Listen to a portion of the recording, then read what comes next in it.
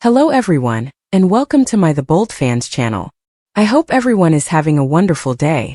Before we begin, please hit the subscribe button and give this video a thumbs up. Lisa Yamada stared at her reflection in the dim illumination of a single desk lamp, which cast long shadows across the cluttered vanity. The mirror, cracked in one corner from a careless prop mishap years ago, fragmented her face into uneven shards, each piece a different version of herself.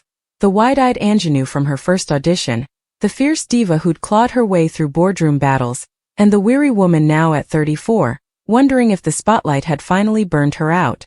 Her dark hair, which was usually arranged in the complex waves that made Luna Forrester look so effortlessly lovely, hung limp and unbrushed. Mascara smudges from previous tears flowed down her cheeks like black rivers across porcelain. The script was open on the table, its pages dog-eared and marked with her frenzied annotations in red ink. More vulnerability here? Cry harder. However, the climactic scene was ringed in black marker, uncompromising. XT. Forrester Mansion, night. Luna stands alone on the balcony, the wind blowing her clothing. A shadow appears from the darkness. Sudden difficulty. Gasps. Thud. Blackout. The producer's scratch scribbling at the bottom reads, Luna's death. Rap for LY. A bittersweet exit. Lisa knew it was coming. Whispers in the makeup trailer and sideways glances from the writer's room. They're killing off Luna to shake things up, the top writer stated over coffee one morning, his tone easygoing, as if he were talking the weather. You've been incredible, Lisa. It's time for new adventures. That was the term used when a character died mysteriously at the hands of an unknown assailant, her body crumpling like a discarded costume on cold marble. That's what they called it when an actress was fired after 8 years of pouring her heart out in monologues about love, betrayal, and the never-ending cycle of Forrester family drama. She traced a finger over the final line of dialogue. Luna whispering to the night, I thought I could outrun it. The shadows we all carry. Poetic indeed. However, it failed to express the true anguish, which was twisting in her gut like a knife. Luna was more than just a character. She represented Lisa's ability to fight back and demand more than scraps from a silver spoon dynasty. Luna, with her sharp tongue and sharper heart, was the product of Lisa's own immigrant parents' dreams. Her mother, a seamstress in Tokyo who'd sewn sequins onto gowns for celebrities she'd never met, and her father, a quiet engineer in Los Angeles who fixed broken things but couldn't mend their family's fractures after the divorce. Lisa slumped back, the vanity chair squeaking beneath her. The trailer reeked of stale coffee and setting spray, reminiscent of lost greatness. Outside, the lot was peaceful, with the vast soundstages rising like sleeping giants beneath the Los Angeles sky. It was beyond midnight, and the team had left after concluding her final take. She had lingered, as if postponing the inevitable might change the script. However, scripts did not bend for sentiment. Rather, they snapped. Her phone vibrated on the table, and the screen lit up with a text from her agent. Congratulations on the wrap. Next pilot in New York? Call me. Lisa disregarded it. New York meant starting over. Auditions at cattle calls, callbacks that ignored you, and the bone-deep exhaustion of being exotic enough for villains but never the lead. She had been a queen in the bubble of the bold and the beautiful, even if her crown was made of plastic. A faint knock resonated across the thin door. Lisa froze, her heart stuttering. Who might it be? Security? A forgotten PA? She quickly wiped her cheeks, obscuring the tears, and cracked the door open. Marcus, the show's seasoned director, stood there, his salt and pepper beard neatly cut as usual, his eyes crinkling with the fatherly kindness that had guided her through 100 breakdowns. He clutched a bottle of genuine sake, imported from her mother's homeland, and 2 ceramic cups snuggled in a linen bag. Thought you might need this, he continued, his tone low and secretive. Can't let a star fade without a proper toast, Lisa said with a teary smile, standing aside to let him enter. The trailer felt smaller with him in it, his presence filling the space like a memory she wasn't ready to let go of. Marcus had been there since her first day, a green 26-year-old fresh from Juilliard, trembling as she delivered Luna's entrance line. Asterisk, I'm not here to play nice Ridge. I'm here to win. Asterisk, he pulled her aside after, handed her a tissue and said, Kid, you've got fire. Don't let this town drown it. Now as he poured the sake warm, amber liquid glugging softly into the cups, he raised his hand in a silent cheer. They clinked, the sound piercing in the silence. Lisa sipped, the rice wine scorching sweetly down her throat, easing the tightness.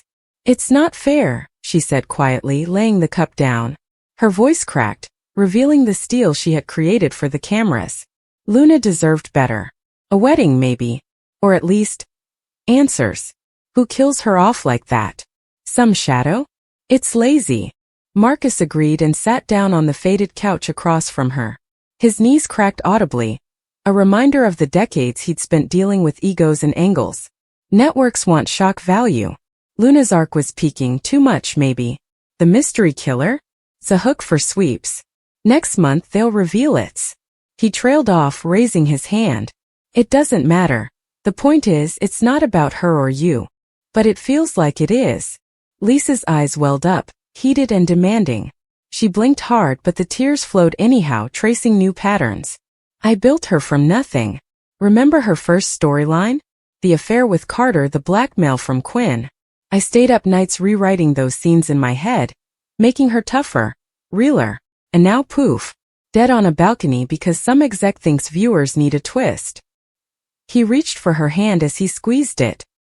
His palm was callous from years of clutching viewfinders, and it remained solid while hers shook. Luna's not gone because she's weak. She's gone because she was too bright. Too much heart in a world that chews it up. That's the tragedy, Lisa. And it's why you'll carry her forever. She gently, not unkindly, drew her hand away and up, pacing the narrow confines of the trailer. Posters from previous seasons were ripped at the borders of the walls, showing Luna in a crimson gown at the gala and confronting Brooke with fire in her eyes. Each one represents a significant accomplishment, a victory. But the final shot, tacked crookedly, a candid from last week's shoot, showing her laughing with the actors under studio lights, felt like a gravestone. "Do you ever think about quitting?" she inquired, turning to face him. "After all this time?" Marcus chuckled quietly, his voice like distant thunder. "Every day. But then I remember why we do it. The stories. The way a single scene can make someone out there feel seen. Luna. She was that for a lot of people. The underdog who rose, who loved fiercely even when it broke her." Lisa paused, pacing, her focus returning to the script. The enigmatic person, the killer, went unnamed, a blank on the page. In her imagination, however, she saw flashes.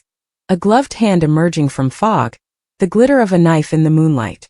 However, it was more than just story, it was a metaphor.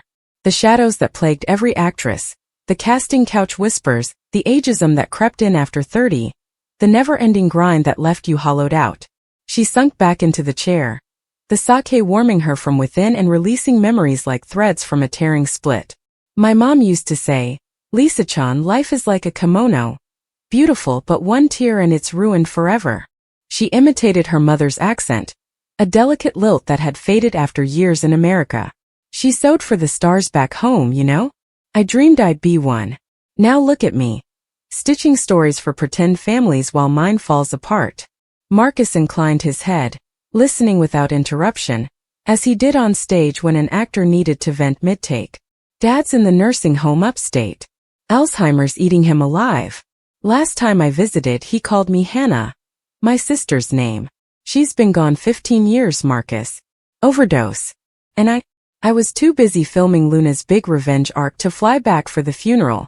The words tumbled out, jagged and raw, pieces of herself she buried under layers of foundation and false lashes. "Luna was supposed to be my redemption, the sister who fights and saves the day, but I couldn't even save my own." The trailer seemed to shrink more, the air dense with unspoken anguish. Marcus laid his cup down and leaned forward. "That's the real killer, isn't it? Not the shadow on the page.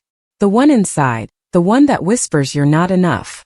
Lisa nodded, a sob tightening in her throat. She pushed her hand to her mouth, but it was fruitless because the dam had broken. Tears poured freely now, soaking the collar of her silk blouse, which she had donned for Luna's final close-up. In that moment, the lines between actress and character blurred. Luna, abandoned by her Forrester family and story twists too convoluted to list, and Lisa, stranded in a city of fantasies that devoured its children. Marcus stood, awkward but genuine, and drew her into an embrace. He smelled like aftershave and old film reels, a sense of calm in the midst of chaos. You're more than this show, Lisa. Always have been. Luna was your gift to the world, but she's not your cage. She clutched to him for a long moment, the sake bottle teetering precariously on the table. When she pulled back, her eyes were redder yet clearer, as if confession had exorcised a ghost. Tell me a story, she urged abruptly, partly imploring. Not from the show. Something real. Sad but true. Marcus paused and smiled faintly before relaxing back. He told stories like breathing, off-script anecdotes from shoots in the 1980s, when the program was new and the sets were tense. But this one, he explained, was for her. Back in '92 we had an actress, call her Elena. Played the villainess, all venom and velvet. Off-screen she was a single mom scraping by on residuals. Her kid got sick leukemia, the kind that doesn't forgive. She kept working, pouring every dime into treatments, smiling through chemo runs between takes. One night, after we wrapped a wedding scene, she collapsed in the parking lot. Heart gave out from the stress. Lisa's breath was raspy. Did she make it? No. Kid did though. Remission came late, but it came. Elena's last words on set? Tell the story right, Marcus. Make it hurt so it heals. He gave her a firm stare. That's Luna for you. That's you. The hurt isn't the end. It's the spark. The words hung there, glowing in the lamplight. Lisa reached for the script and flipped to the end. She crossed out the killer's anonymity using a pen from the drawer. Black ink, determined. The shadow represents regret, she wrote in the margin. It hits unexpectedly, yet forgiveness chases it away. It's not canon, Marcus replied with a grin. But damn if it shouldn't be. Dawn entered the trailer through the little window, painting the room in gentle pinks and golds. Lisa stood, gathered her belongings, the script, the sake cups, and a photograph of her parents from happier days. Thank you, she said softly, hugging him once again. For seeing me. Not just Luna. Lisa felt the weight lift, not gone but lighter, as she stepped out into the cold air, the lot alive with early crew arrivals. Who was the unknown individual responsible for Luna's death? Perhaps it was time, fate, or the brutal math of television. But in her heart, Luna did not die alone. She died seen, loved, and remembered. And Lisa? She went toward her car, script tucked under her arm, braced for whatever shadows appeared next. The story was not over. Definitely not. But that was only the beginning. As Lisa drove away from the studio, the city unfolding before her like a big, impersonal script, the anguish grew sharper and more urgent. The radio started up, tuned to a classic station, ironic given her line of work, and a song from her childhood filled the car. My heart will go on, Celine's voice soaring above Titanic seas. Lisa laughed hard through fresh tears. Of course, the universe's version of a joke. She thought of Hannah as she drove onto the 101, the freeway, a ribbon of taillights reaching into the hills. Her sister, 2 years older, had a laugh that could light up a room and demons that could quickly dull it. They'd shared a bedroom in their Echo Park apartment, with faded cherry blossom wallpaper and dreams of escape. Hannah wanted to sing, while Lisa wanted to act. We'll make it big, Hannah would say while combing Lisa's hair at night. You as the star, me as the backup.